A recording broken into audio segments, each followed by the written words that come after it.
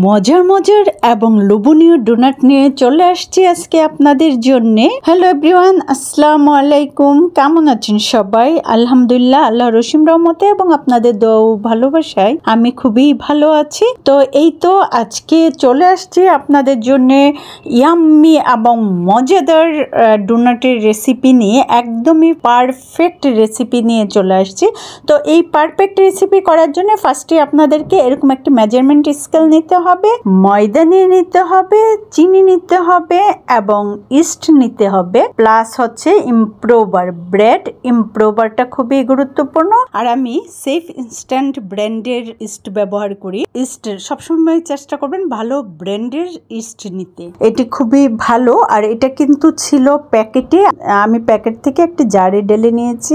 আর নিয়েছি vanilla essence, এটা few drops লাগবে। 4টি ডিমের কুসুম, সাদা অংশ নেওয়া যাবে না। আর 250 গ্রাম মিল্ক নিয়েছি, লবণ নিয়েছি। তো আমি এখানে 500 গ্রাম ময়দা দিয়ে যতগুলি ডোনাট হবে তাই বানাবো। তো 500 গ্রাম ময়দা আমি মেপে নিয়ে নিব। ব্রেড বলেন আর ডোনাট বলেন, যদি পারফেক্ট ভাবে মেজারমেন্ট স্কেলে সব ইনগ্রেডিয়েন্টস গুলি মেপে নেন সঠিকভাবে, তাহলে কখনোই চুপসে যাবে না। আপনি ব্রেডও চুপসে যাবে না, কেক বানালেও একই, কেকও চুপসে যাবে না, ডোনাটও চুপসে যাবে না। তো এই যে আমি সবকিছু মেপে মেপে নিচ্ছি। এখানে 500 গ্রাম ময়দার মধ্যে আমি চিনি দিয়ে দিচ্ছি 70 গ্রাম, হয়তো 1-1.5 গ্রাম এদিক ওইদিক হবে। আর অনেক সময় 1 গ্রাম কি হাফ গ্রাম এটা মেজারমেন্ট স্কেলে ধরে না। তো ইস্ট দিয়ে দিব 10 গ্রাম। আর ইস্টের ক্ষেত্রে একটি গুরুত্বপূর্ণ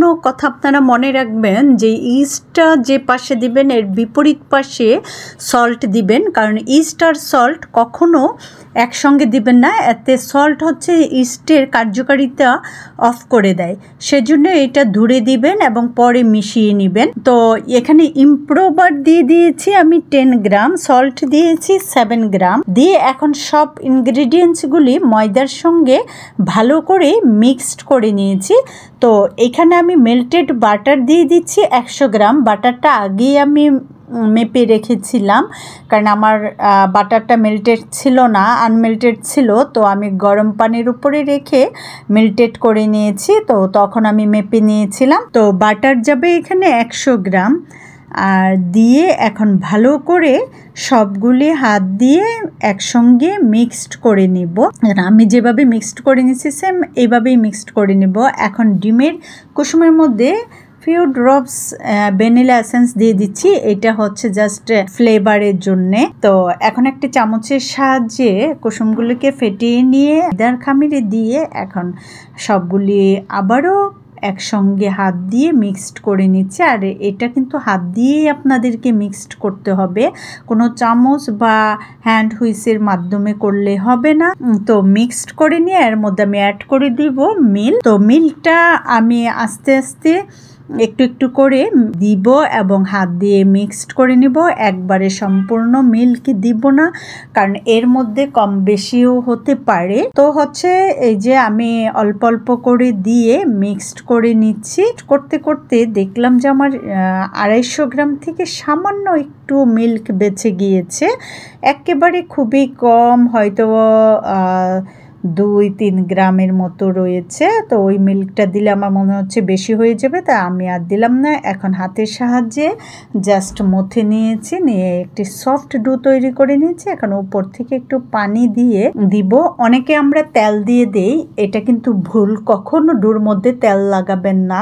যখন রেস্টে দিবেন তখন হাতটা ভিজিয়ে নিয়ে জাস্ট পানি দিয়ে, একদমই রুম টেম্পারেচারে থাকা পানি দিয়ে উপরটা লাগিয়ে তারপরে হচ্ছে এখন আমি রেফ করে রেখে দিচ্ছি একটু গরম জায়গায়।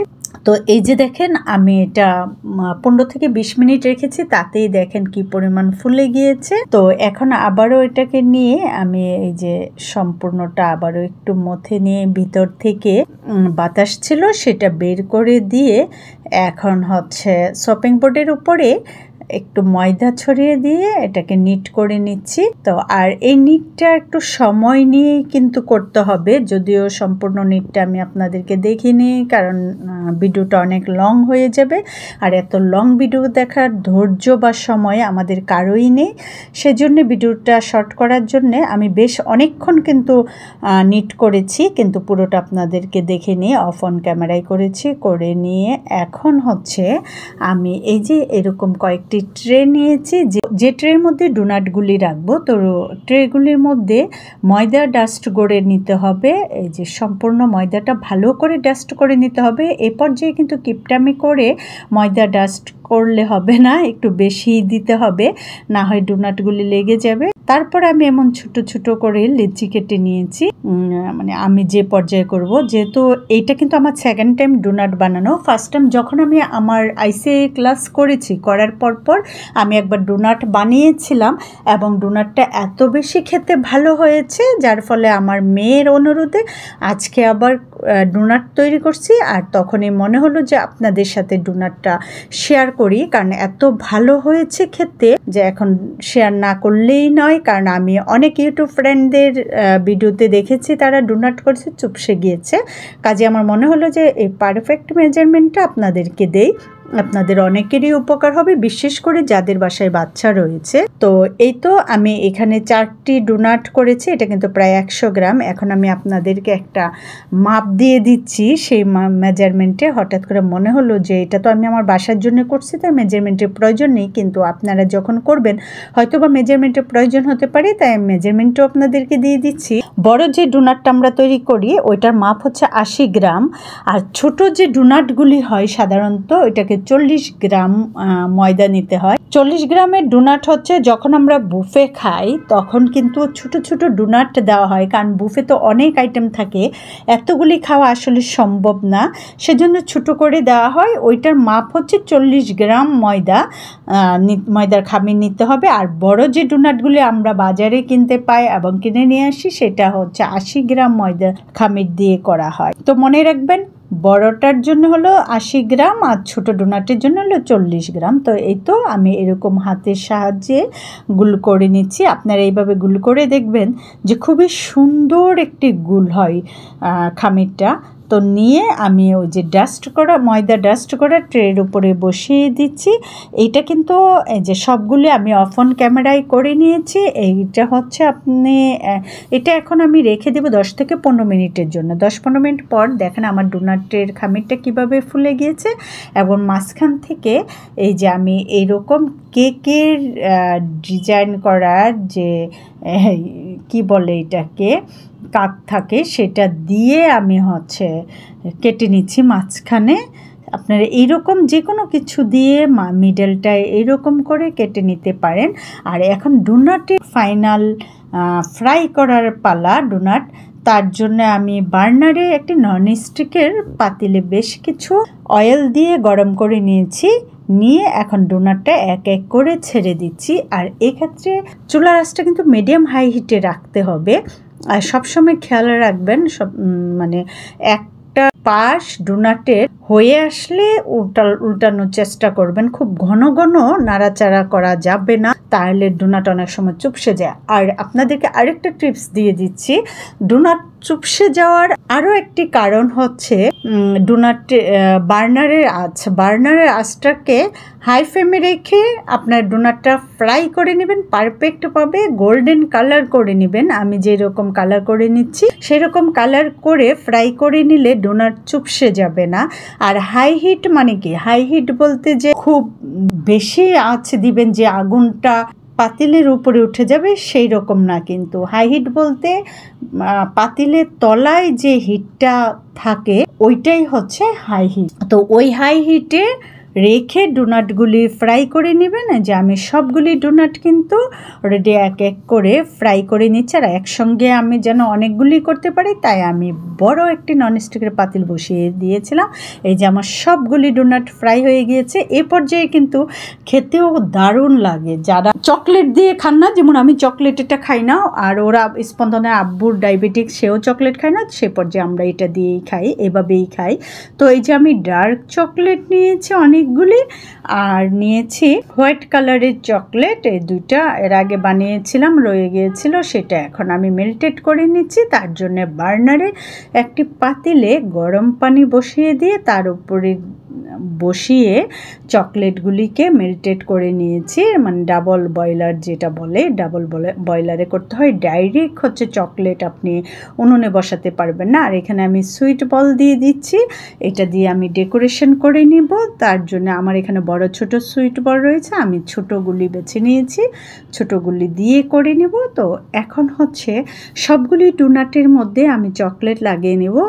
সরি, সবগুলি না, যে কয়টা আমার বাচ্চারা খাবে 2 দিনের জন্য, 2-3 দিন যেন খেতে পারে এই পরিমাণে আমি ডোনাটে চকলেট ভরিয়ে নিচ্ছি। আর বাকিগুলি হচ্ছে আমি রেখে দিব একটি এয়ারটাইট বক্সে।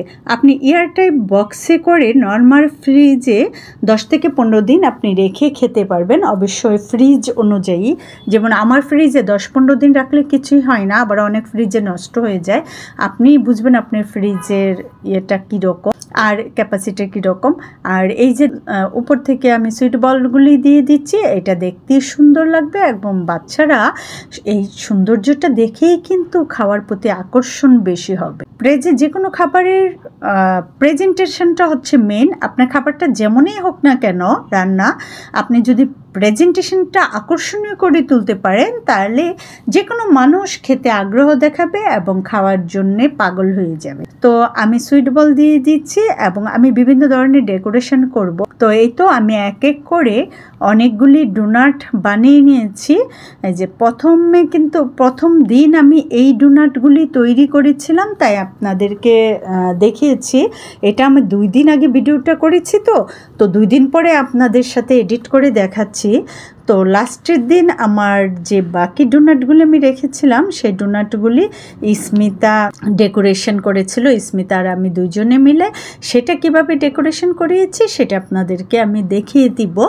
আর এখানে আমি চকলেট কালারটা বেশি দিয়েছি, আমার বাচ্চারা চকলেট কালার বেশি লাইক করে, সেজন্য চকলেটটা বেশি দিয়েছি। এই যে সেকেন্ড টাইমের ডোনাট দেখেন, স্মিতা এবং আমি বিভিন্ন ডিজাইন করেছি, আপনারা আপনাদের মতো ডিজাইন করে নিতে পারে। আর এই যে এই ডোনাটগুলি আমি এয়ারটাইট বক্সে করে রেখে দিব। এখান থেকে কিছু আমি আর ওর আব্বু খাবো চায়ের সঙ্গে। এটা কিন্তু খেতে দারুণ লাগে, আপনারা খেয়ে দেখবেন, খুবই টেস্টি একটি খাবার এবং যে কোনো কেউ বাসায় আসলে নাস্তা হিসেবেও আপনি দিতে পারেন। যেমন আমার বাসায় আজকে টিচার এসেছিল, আমি বানানোর পরে আমি টিচারদেরকেও খাইয়েছি এই চকলেট ছাড়া ডোনাট।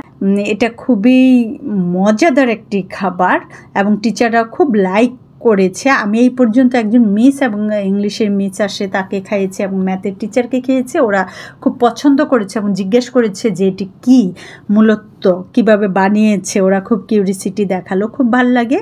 তো এই আমি এয়ারটাইট বক্সে করে এবং নর্মাল ফ্রিজে রেখে দিচ্ছি। আর আপনাদেরকে আরেকটি ইনফরমেশান দিচ্ছি, এটা হচ্ছে আমরা আমাদের ক্লাসে যে বানিয়েছিলাম সেগুলিও আপনাদেরকে দেখিয়ে দিচ্ছি। তো একটা ইনফরমেশান দিচ্ছি, আপনারা এয়ারটাইট বক্সে করে যদি ডিপে রাখেন তাহলে 3 মাস পর্যন্ত এটা ভালো থাকবে। 3 মাস পর, 1 মাস কি 2 মাস কি 3 মাস পর আপনারা বের করে আধা ঘন্টা আগে রেখে দিবেন কিংবা 1 ঘন্টা আগে, তারপরে আপনারা চকলেট দিবেন, দেখবেন যে একদমই নতুনের মতো হয়ে যাবে। এই ছিল আমার আজকে ডোনাট তৈরির পারফেক্ট রেসিপি। তো অনেক তো বকবকানি হলো, ডোনাট বানানো হলো, খাওয়া দাওয়াও চলবে এখন। এর আগে আমি আপনাদের কাছ থেকে বিদায় নিয়ে নিচ্ছি। আল্লাহ হাফেজ, বাই বাই, ভালো থাকবেন সবাই।